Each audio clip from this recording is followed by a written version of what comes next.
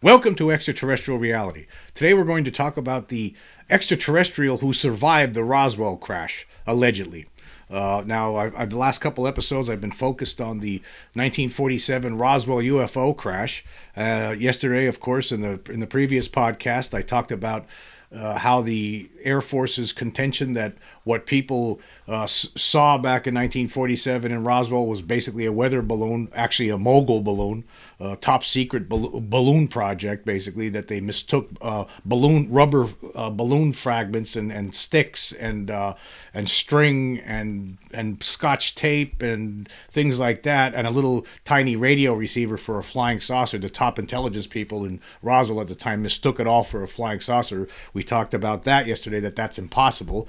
And also, even more impossible was the outrageous dummy story. Pretty much all of that got emptied yesterday in the previous podcast. And the podcast before that, I focused pretty much on Sheridan Cavett, who was a captain in the United States Army Air Forces back in 1947, and also a counterintelligence officer, and how he basically stood behind the Air Force's contentions. He basically provided information in an affidavit that he provided to the Air Force back in the 1990s that showed that what his story was completely false. He actually stated that when he was actually at the debris field with Jesse Marcel in 1947 after rancher Mac Brazel alerted people in Roswell about this, alerted officials in Roswell about it, and he traveled with Marcel. And according to Cavett in his affidavit, he stated that he knew right away that it was balloons. Well, if he did, then there never would have been a press release the next day, as we all talked about. So, but there's other aspects of this story. This story has many tentacles, and it's very difficult to try to cover all of them in one sitting, or even multiple sittings. There's so much to talk about. And if it wasn't for the research, as I've stated before in previous podcasts, if it wasn't for the research that has been conducted over decades by people like Donald Schmitt, Thomas Carey, Kevin Randall, among others, we wouldn't know these things. There would be a lot of things that we wouldn't know, and thank God, I gotta say, thank God they did their research, or we would be completely in the dark on this, and the Air Force probably would have got away with it. But there's no way that this story is going to stand. The Air Force's contention. There's no way it cannot stand. As the evidence has been there now for years. It's been compiling, it's been amassing over a long period of time, and now there's enough that clearly shows the Air Force's story is bogus, and that something actually very extraordinary happened in July of 1947 near Roswell, New Mexico. There's just no question about it. But today we're going to focus on assertions made by some people, allegations made that one of the beings, not all the extraterrestrials that were part of this crash apparently died. There was one that was living. And I did touch on this a little bit in yesterday's episode. There were some witnesses who said that they saw it looked like one of the beings was still alive. One of those witnesses that I talked about yesterday was Sergeant Homer Rowlett Jr.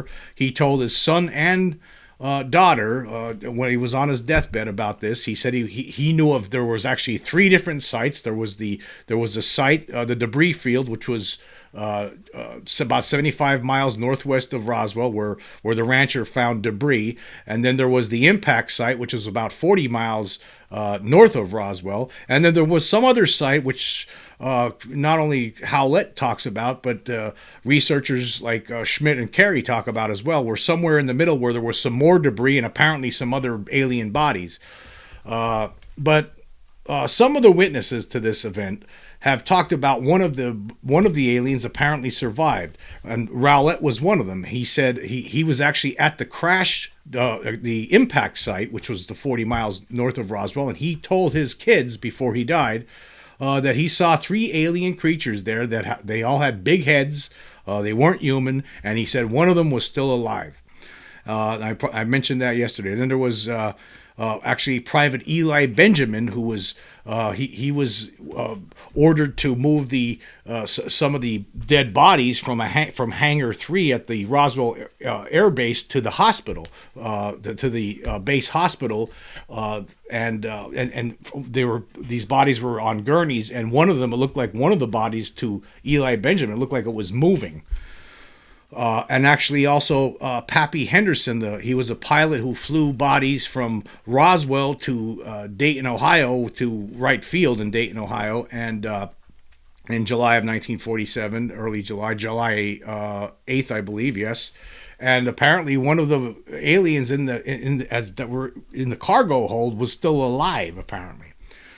And there's other people too. For instance, Barbara Duggar. She was the granddaughter of the sheriff, of Sheriff George Wilcox, and she stated in an affidavit that her grandmother told the sheriff's widow, Inez, told her before she died in her 90s that one of the beings was alive. This is straight from the affidavit from Barbara Duggar. It says here, my grandmother was Inez Wilcox, and my grandfather was George Wilcox, who was the sheriff in Chavez County, New Mexico in 1947. One evening, while we were watching a TV program about space, my grandmother told me that in the 1940s, there was a spacecraft, a flying saucer, that crashed outside Roswell. She told me not to tell anybody because when the event occurred, the military, quote, the military police came to the jailhouse and told George and I that if we ever told anything about the incident, not only would we be killed, but our entire family would be killed. I said, did you believe them? She said, what do you think? They meant it, Barbara. They were not kidding. She didn't remember the names of those involved, however. She said it was Air Force personnel who threatened them. Or what would have been Army Air Force, actually, because the Air Force wasn't its own thing yet. She never told anyone else in the family about the event, even my mother, Elizabeth Tulk. She said someone had come to Roswell and told him about this incident. My grandfather went out there to the site. It was in the evening. There was a big burned area, and he saw debris. He also saw 4 space beings. One of the little men was alive. Their heads were large. They wore suits like silk. After he returned to his office, my grandfather got phone calls from all over the world, including England. MPs came to the jail. A lot of people came in and out of the jail at the time. Yeah, actually what she said was that, they showed these MPs showed up at the jailhouse, and that's where they got threatened. So he actually saw not only the dead bodies, but he also told his wife, Inez, back in 1947, this Sheriff George Wilcox, that he saw one of these beings was still alive. So you have the testimony from, now, of course, again, this is third hand because it's the grandmother heard it second hand and passing it down to her granddaughter. George Wilcox he was already dead at this time. But that's what he told her, that he saw four bodies, alien bodies. They weren't human, and one of them was still alive. And as we talked about yesterday, there was the other witnesses, some of the other people that talked about this. And also there was somebody else that actually saw a lot more than that, and I want to get into that today. This was something I did mention in a podcast in the past, but in Witness to Roswell by Carey and Schmidt, they talk about Mac Magruder, and this is a different witness here. Black Mac Magruder, that's who he is. And this guy here was taking a class, an Air War College. He was in a class at the Air War College at Maxwell Field in Montgomery, Alabama, back in 1947. And the class was filled with officers whose ranks ranged from general all the way down to lieutenant colonel, and which was the lowest rank permitted, according to Schmidt and Carey. And the officers who were chosen for this were deemed to represent the best and the brightest. And then at some point in mid-July or late July, at some point during that month, in mid to late July, the class was actually, all the members of the class were flown to Wright Field in Dayton, Ohio. And here's what it says in Witness to Roswell about that. It says, their opinion was desired on a matter of utmost urgency and importance. Not knowing what to expect, the curious officers were led into a room where they were told about the recovery to Wright Field of an extraterrestrial spaceship that had crashed just 2 weeks previously near the town of Roswell, New Mexico.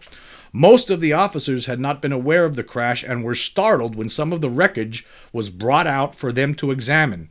The real shocker, however, was yet to come. After everyone had a chance to examine and handle the wreckage, they were taken into another room. There they were shown something that would haunt Marion Magruder for the rest of his life. While lying on his deathbed 50 years later, Black Mac recalled again his brief encounter with the live alien he witnessed only that once at Wright Field with his Air War College class. The class had been told that it was a survivor from the Roswell crash. Magruder's son Mike had heard the story before, but this telling was meant for his granddaughter, who was there with her father. He told her that the creature was under 5 feet tall, human-like but with longer arms, larger eyes, and an oversized, hairless head for its small frame. Its other features, as described by Magruder, were similar to the descriptions of others over the years who have claimed to have seen the Roswell aliens.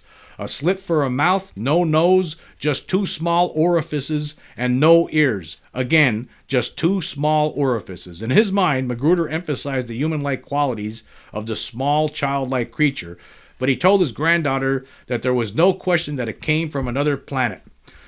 So there you go. There's another witness to a live alien. It was actually, this would, if it's mid to late July, so it would have been just either less than a week or just within a couple of weeks after the bodies and this live alien were flown to Wright Field, which would later become Wright-Patterson Field.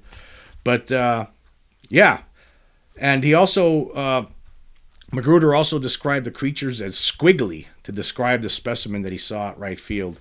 Very interesting. And you have to wonder, okay, he's brought into this room, him and these other trainees, these officers in training, getting schooled, brought into this room, and they see, I mean, how was it? I mean, there's more information that's missing here for me. I just want to point that out. I mean, was it standing up? I can't imagine that it was. I'm imagining it was probably in a room. Was it laying down? Was it already injured? Magruder said, told his family members later on that he had heard that they killed it. That they were doing experiments on this being, and not long after he saw it, that the thing died, that this alien creature died. That's what he heard through the grapevine. We don't know if that's true or not. Again, he heard that. Whether it was true or not, nobody knows. Of course, they were all sworn to secrecy, and he didn't say anything about it until the 80s and 90s. That's when he started talking about it, because he thought it was okay because everyone else was talking about it. He was seeing it in news reports and in documentaries and stuff. So then he started telling his kids about what he saw. And then he, again, on his deathbed, he talked about it again, told one of his grandchildren about it, and then he passed away. You have to wonder, there's a lot of deathbed confessions when it comes to the Roswell case. I can't imagine that all of these people, there was a lot of deathbed confessions. I went over several of them yesterday, all right? And here's another one. Why would these people tell their families lies right before they're about to die? That doesn't make any sense to me whatsoever, because they're not telling them lies. They're telling them the truth. They carried anybody who would experience anything like this, they would never be able to forget about it.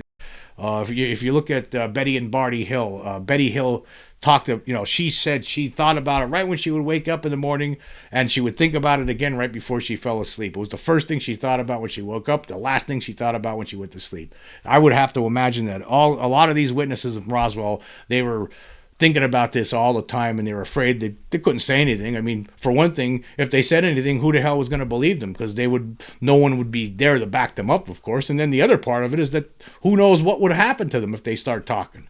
Most certainly had to be a fear factor going on, no question about it. And actually, another interesting thing that people don't really know is that that's not really talked about, is that Jesse Marcel, who of course is famous for going public in 1978, talking about the debris he saw and making it very clear that this was not of this earth.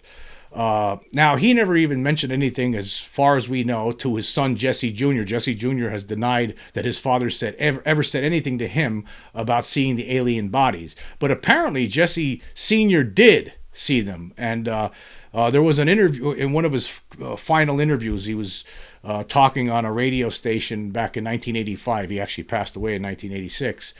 Jesse Sr. said there was more to the story, but that he never told. Well, that was one of the things. That's another thing.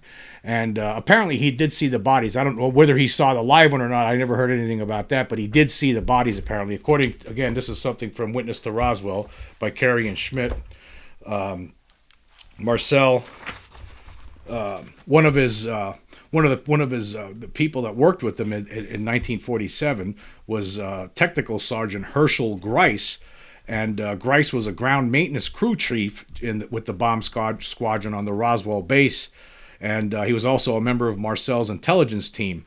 And Grice said that he knew Marcel well and that Marcel was a good officer and a straight arrow as a person. He also said that Marcel once told him about seeing the alien bodies. Grice couldn't remember any of the details other than to say that Marcel had referred to them as, quote, white rubbery figures.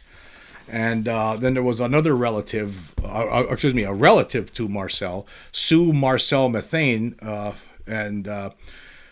here's what it says about her. It says, she did not recall how or why the conversation turned to the subject of the Roswell incident, but it did. She was sitting down shortly to talk with Jesse Sr. shortly before he died in 1986. And she said that the one thing that stuck with her from that conversation was his description of the dead aliens. He referred to them as white, powdery figures. So he called them, according to some of these witnesses who talked to Jesse Marcel Sr., he described the alien beings as either white, powdery figures, and to somebody else he called them white, rubbery figures. And Mac Magruder described them as squiggly. And so we have a lot of different descriptions of them. Actually, if you look at some of the comments, some of the research conducted by the late Leonard Stringfield, he actually talked about the description of these beings actually from different doctors that actually did autopsies on them. Here's how he describes them. It says here the approximate height of the alien humanoid is 3.5 to 4.5 feet tall. One source approximated 5 feet, and the weight is approximately 40 pounds. There's 2 round eyes without pupils. Under heavy brow ridge, eyes described variously as large, almond-shaped, elongated, sunken, or deep-set, far apart, slightly slanted.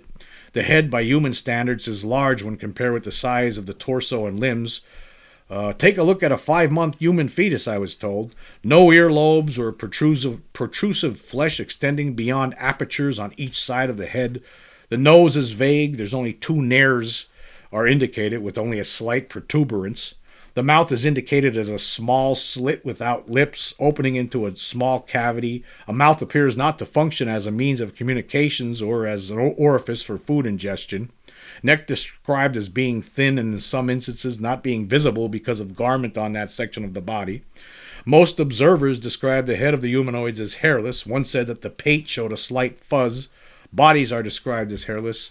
Small and thin fits the general description of the torso.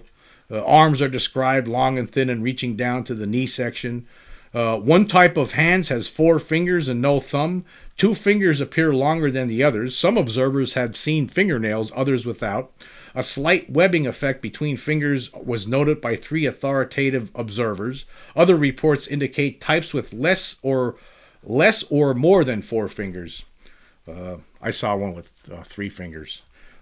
Anyway, legs are short and thin. Feet of one type described as having no toes. Most observers described feet as covered. One source said foot looked like an orangutan's. The skin, they say, is either beige, tan, brown, or tannish, or pinkish gray. And one said it looked almost bluish gray under deep freeze lights. There's no body odor, no perspiration, apparently. It's the texture of the skin is described as scaly or reptilian. There's no teeth. They don't have any teeth. No apparent reproductive organs. To most observers, the humanoids appear to be formed out of a mold or sharing identical facial characteristics. The brain and its capacity, it's unknown according to this. Yeah, again, all this data that he got, this is from a doctor.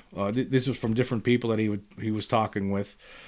He says here, during 1979, my sole objective in UFO research has been to release newly acquired data concerning whatever is obtainable from credible sources about the continuing study of the recovered alien bodies. In the main, it has come from medical people. It is therefore important in this paper to first review the general data I have correlated collectively from several sources in the compendium that follows.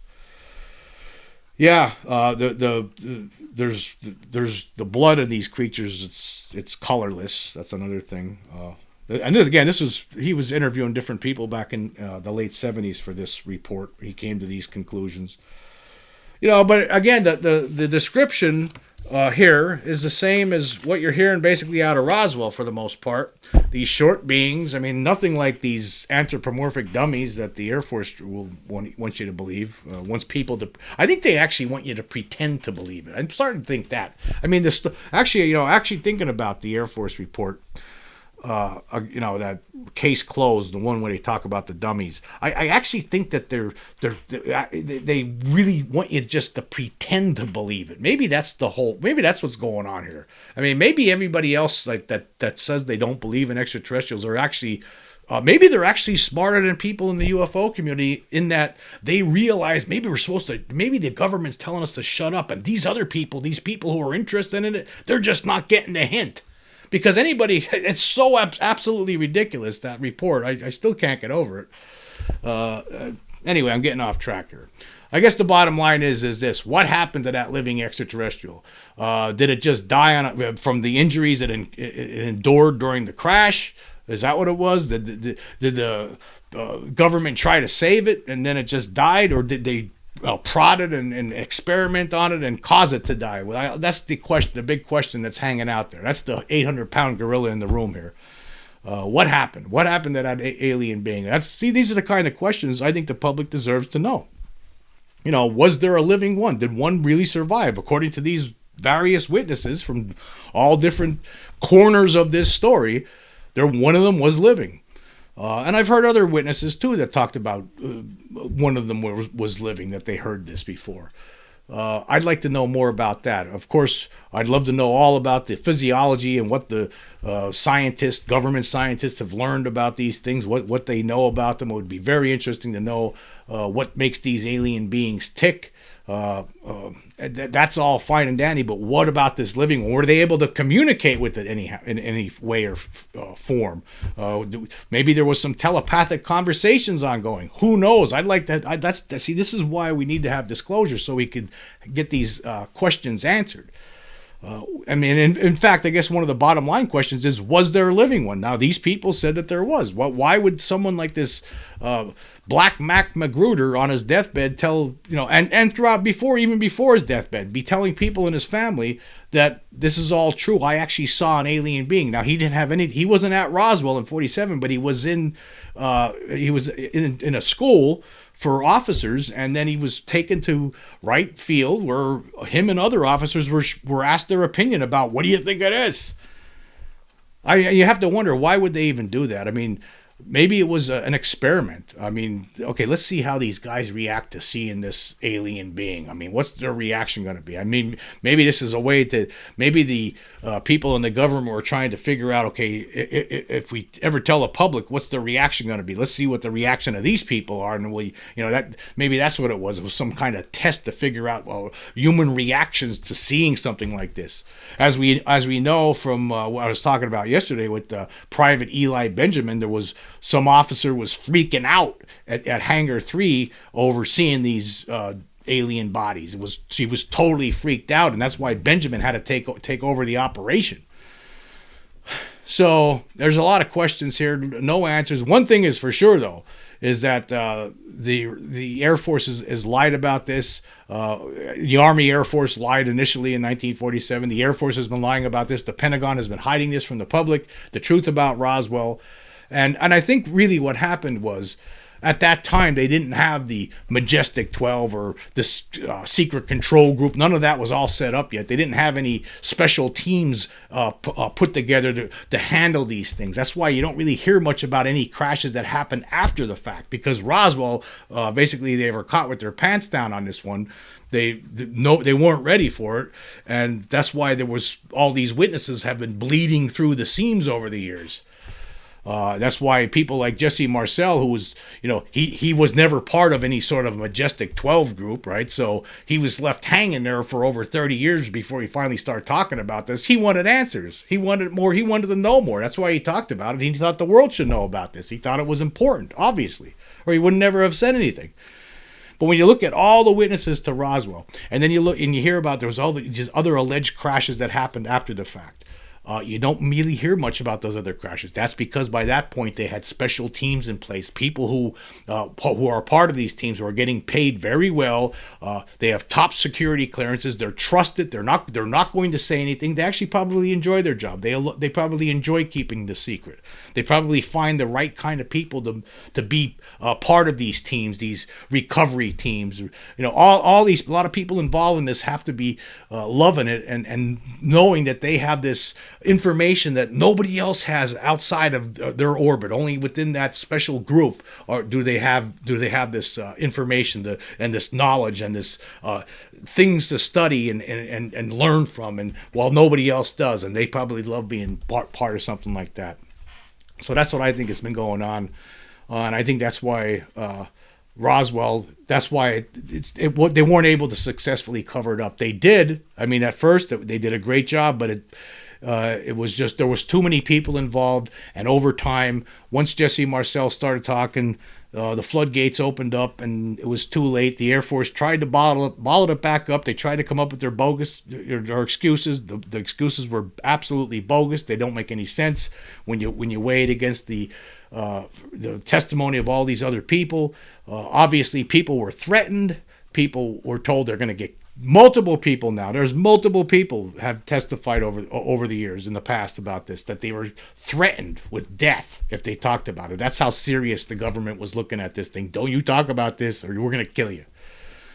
Actually, George Wilcox, the sheriff, he got threatened. His life was threatened. And actually, it was actually him who went to some other witnesses, Pete and Ruben Anaya, who I was talking about yesterday. They were friends with the lieutenant governor back in 1947, Joe Montoya. And Montoya was all upset, saw these bodies, and he said one of them was actually, he was another witness to the living alien. So there's, I guess, as you see, there's multiple witnesses to the living alien, the one that survived.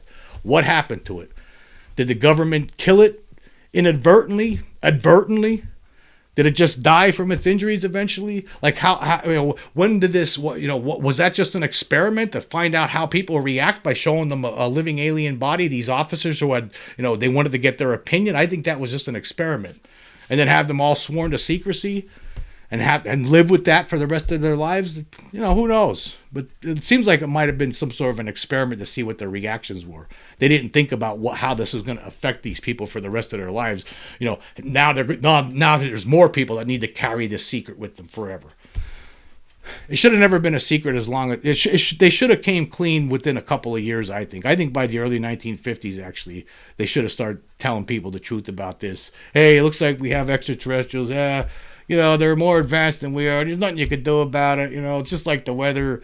Don't worry about it. You just could have said something like that. We all could have been, over it by this point. But there's probably a lot of other things they had going through their mind back then, too, 1947. I mean, you recover an alien craft and the rest of the world, scientists from across the world are going to demand access. They want to know all about it, too. And they probably didn't want their enemies like Russia, the Soviet Union, to have their scientists to come over and study it. They probably didn't want to do that. So the best thing to do, keep it all secret. Keep it all secret. But unfortunately, it really, in the final analysis, it's really the wrong thing to do, especially for as long as they have keeping this secret, keeping Roswell secret. I want to know more about Roswell. I don't like this cover up. I need to see, I want to see more. I want to know more. I want to see the film footage from the wreckage site. I want to see the autopsy reports on the bodies. I want to know the whole story. I'm sure that they have records stored somewhere on this, and there's probably some people who are part of the control group that are actually looking forward to the day when they could share this information. The world needs to know about it. It's time. I mean, and obviously, as we talked about yesterday's show, it's obvious that all this story about balloons and dummies is nonsense. Something happened there. Too many witnesses. The research is there for anyone to look at. There's no question about it. Anyway, moving on. I want to catch up on some of the polls I did on Spotify. I'm pretty behind. Usually I talk about these every couple episodes or so, but it's been a while. So I want to get caught up on there. Let's see. For the episode Shaming UFO Control Group and Complicit Media for Lying About the ET Presence Could Bring Disclosure, I asked this question: will the mainstream legacy media ever finally turn against the UFO Control Group and demand they reveal the truth about the extraterrestrial presence? 61 votes, 17 people, or 27.9% say yes, while 44 people, or 72.1%, say no.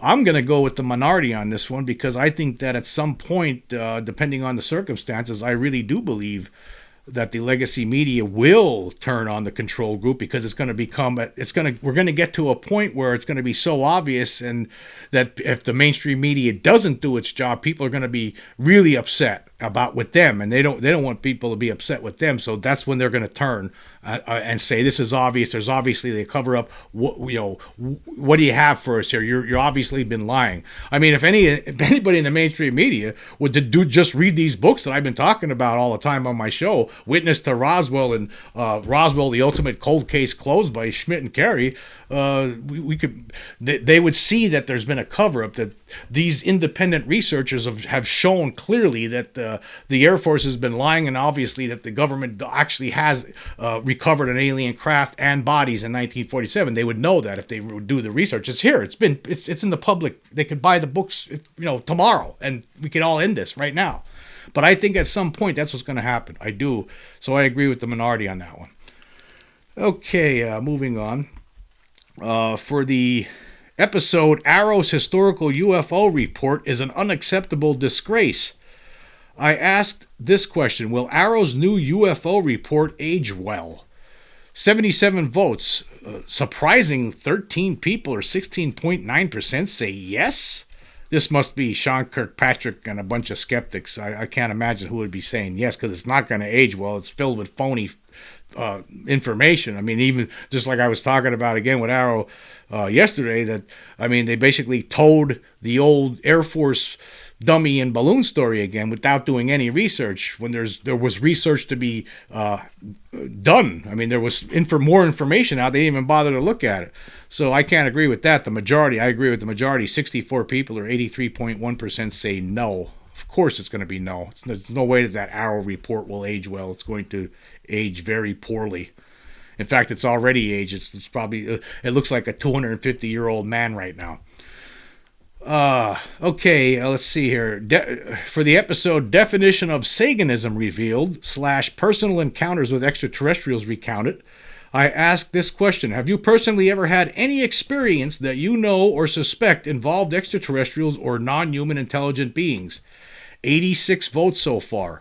34 people, or 39.5%, say yes, while 52 people, or 60.5%, say no. Well, that's pretty close there. That's a lot of people. Almost just about 40% say yes, that they have had experiences. A lot of people. That's a lot of people. I mean, a lot of people are interested in the UFO topic. Obviously, you see the no's, 60.5%. They never had any kind of experience, but they're listening to my show. Right? They're interested in it. There's a lot of people interested in it, but 40% basically. That's a lot. That's pretty big. And again, it's not saying that they had some of them that they either know or suspect. Some people might feel like maybe something happened and they're just not sure. Like that story I talk about that happened to me in Hawaii. I'm not sure what that was all about. Okay, for the episode UAP Caucus, once a UFO Select Committee / Guerrilla Skeptics founder rejects Roswell debate request, I asked this question: will House Leader Mike Johnson allow the creation of a UFO Select Committee? 49 votes so far, 15 people, or 30.6%, say yes, while 34 people, or 69.4%, say no. I haven't heard anything on that. I'm going to have to, I would have to doubt it. I mean, he was one of the people that, helped kill the other bill, the UAP Disclosure Act. Unfortunately. Hey, hope maybe he'll surprise us. Who knows? Okay, for the episode, debunker Mick West uninterested in examining three-fingered Peruvian alien remains. I asked this question: will Mick West admit he's wrong when UFO disclosure happens, or will he double down? 53 votes so far. 9 people, or 17%, say he will admit wrongness. 44 people, or 83%, say he will double down. I think I would hope I would have to hope that he admits that he was wrong. I would have to hope. I can't imagine. I mean, if the government admits the truth finally, how could you not admit that you were wrong? I mean, if you're Mick West, how could you not? But I don't know. I would have to say I might go with the minority here, but hey, I might be surprised. I guess we'll find out. The majority says he's going to double down. We'll see.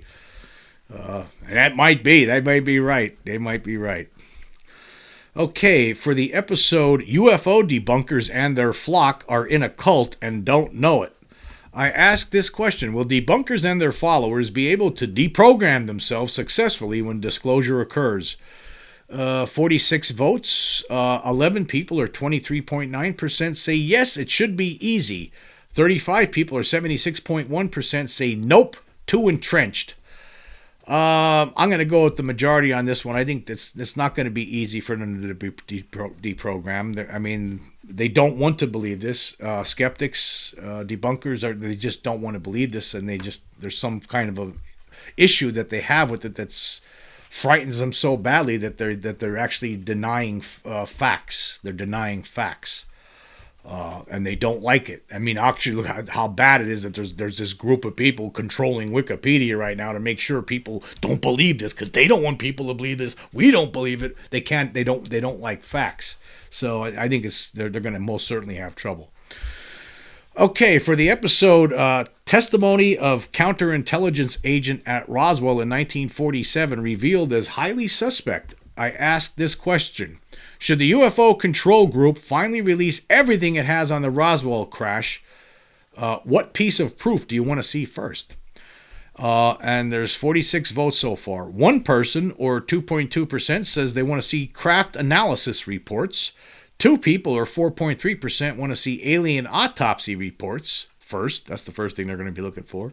8 people, or 17.4%, want to see alien body pictures. 11 people, or 23.9%, want to see crash site film footage.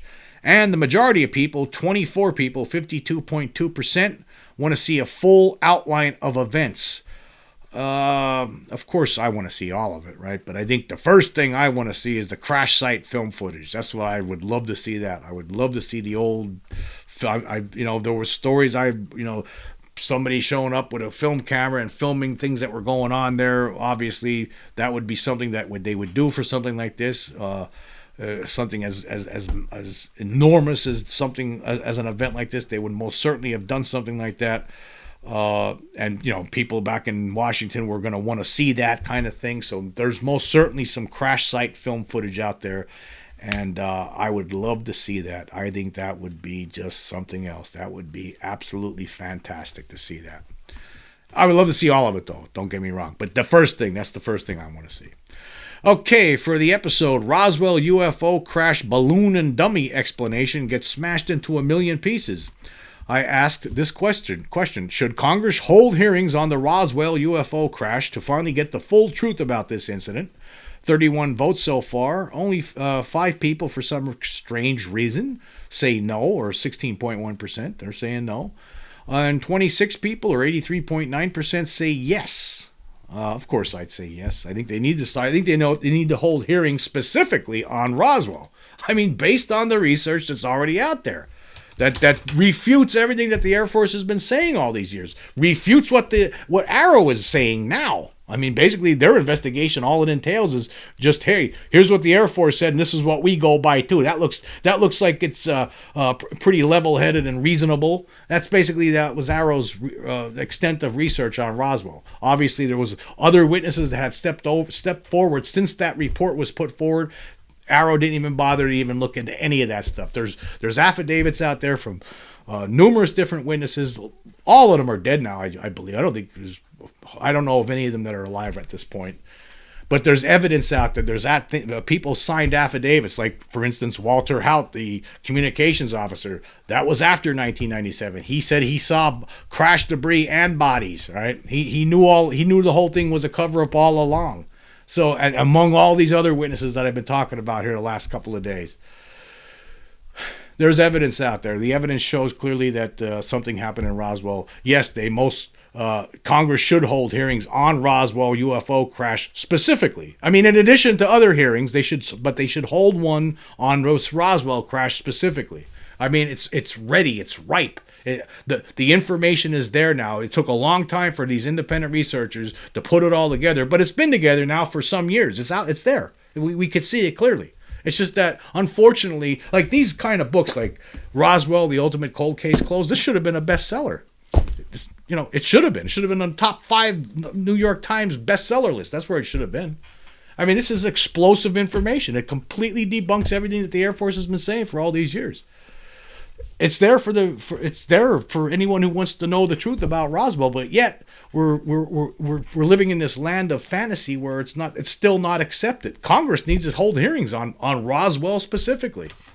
Roswell, in my mind, it's always been the key. It really is. Once you get the truth about Roswell out, everything else falls into place.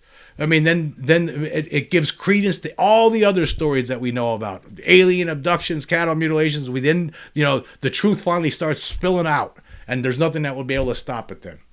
Roswell is the key, my friends. Anyway, I want to say thank you all for joining me. Until next time.